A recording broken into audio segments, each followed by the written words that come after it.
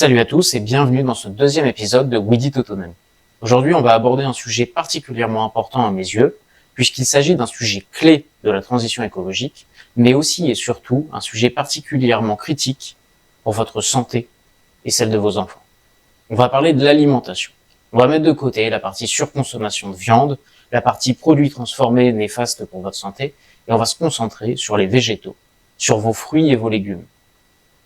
Alors, avant de commencer, un petit peu d'histoire. Il faut savoir qu'en 1990, quand je suis né, l'OMS sortait une première étude sur les pesticides dans le monde. On recensait déjà à peu près 1 million d'empoisonnements liés aux pesticides et près de 220 000 décès pour les mêmes raisons. 30 ans plus tard, on ne parle plus d'1 million, mais de centaines de millions de cas d'empoisonnement, plus ou moins graves, liés aux pesticides. Alors vous pourriez me dire, oui, mais l'OMS est une organisation mondiale. Tous les pays ne se valent pas.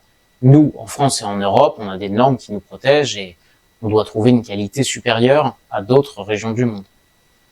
Eh ben, pas franchement. Chaque année, on utilise, nous, 65 tonnes de pesticides pour nos cultures. Chaque hectare cultivé reçoit en moyenne 3 kilos de ces produits chimiques et cancérigènes.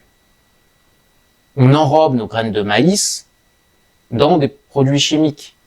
On met des cires sur la peau de nos agrumes. Parmi tous les travaux qui sont menés sur ces sujets, on a une étude de Génération Future publiée en 2024 qui fait état de près d'un légume sur deux contaminé par les pesticides.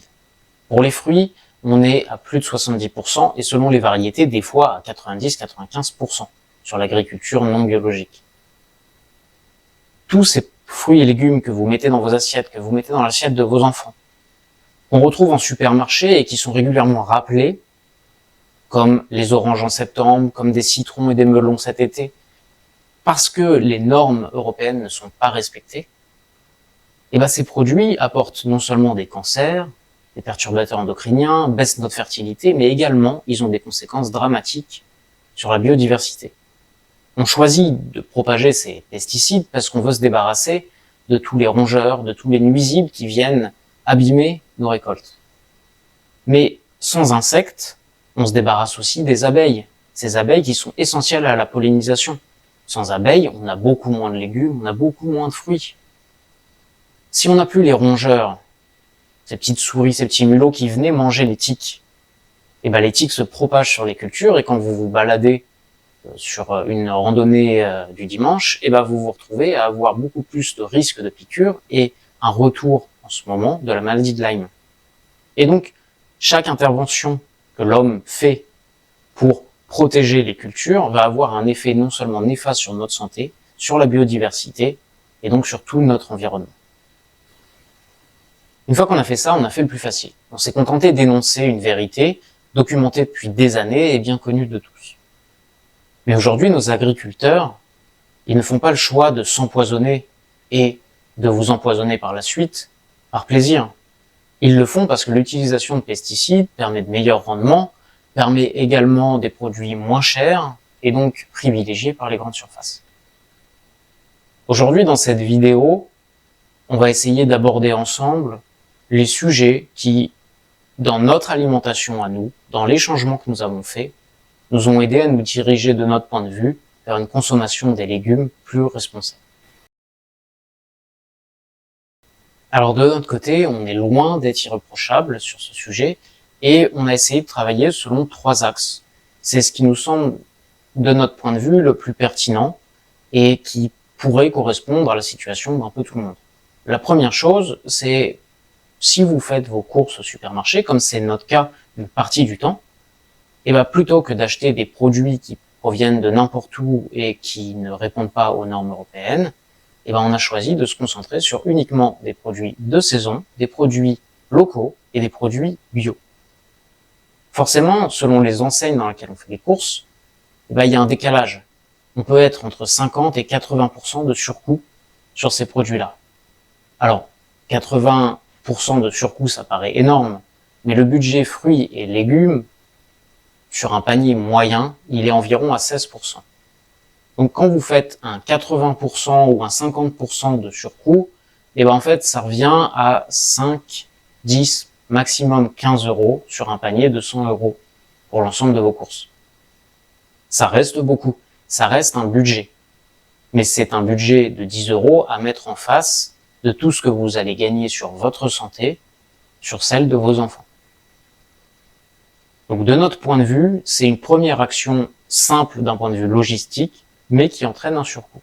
Il faut savoir que ce surcoût, il peut être baissé si au lieu d'aller dans des grandes surfaces classiques, on va dans des spécialistes du bio.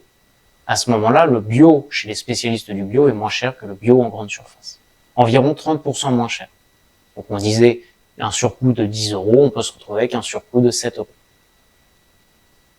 La deuxième action qu'on réalise de plus en plus, c'est d'abandonner la grande surface. Quand vous achetez des fruits et des légumes en grande surface, vous achetez la production du producteur, vous achetez le packaging, la livraison de ce producteur vers la grande surface, potentiellement un nouveau conditionnement, s'il est reconditionné en grande surface, vous achetez les salariés qui vont travailler dans cette grande surface, la main-d'œuvre, les frais fixes, et finalement, vous payez un surcoût que vous ne retrouvez pas si vous achetez directement chez votre producteur local ou dans les marchés locaux. Finalement, acheter des fruits et des légumes au marché, et encore plus des fruits et des légumes bio, ça revient à moins cher que de les acheter en grande surface. Alors forcément, ça prend un petit peu plus de temps. Mais d'un point de vue budget, on s'y retrouve beaucoup plus. Et d'un point de vue gratification, c'est quand même super sympa d'aller vers le producteur local, de voir les tomates qui sont en train de pousser sur ses pieds, d'avoir des produits frais qui auront un autre goût et qui vient de la terre que vous avez à côté de chez vous, qui vient de personnes que vous connaissez et que vous pouvez croiser au quotidien. Pour le troisième axe, on va changer de décor puisque je vais vous partager quelques images et chiffres de notre potager. Quand on est arrivé ici, il y a environ 2 ans, on a décidé de consacrer une partie de notre terrain à la création d'un potager. Outre le goût incomparable des fruits et des légumes tout juste sortis de la terre, on voulait explorer des modèles de culture productifs et respectueux de l'environnement. Avec, dans un coin de la tête, l'idée d'approcher de l'autonomie avec seulement une centaine de mètres carrés cultivés. Mais le jardin, selon nous, ça doit rester un plaisir. Et pour ne pas nous dégoûter, on a décidé de commencer petit. D'ailleurs, si je n'ai qu'un conseil à donner à ceux qui voudraient se lancer, c'est allez-y à votre rythme. Ne cherchez pas à faire du 0 à 100. Profitez, prenez votre temps. On avait la chance de ne pas partir de zéro, puisque sur le terrain, il y avait déjà un cerisier, un pommier, 2 actinidias, qui n'ont pas encore donné de kiwi, des groseilliers et des mûriers. Et on a décidé de compléter notre collection de fruits en ajoutant des framboisiers, des myrtillers, un casséier, des baies de goji et en plantant tout un tas de fraisiers à leurs pieds.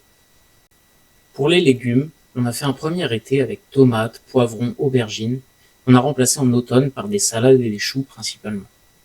Il y a eu des échecs, des choses améliorables, mais malgré ça, en 2025, nous avons déjà récolté et transformé pour notre première année l'équivalent de 750 € de fruits et de légumes.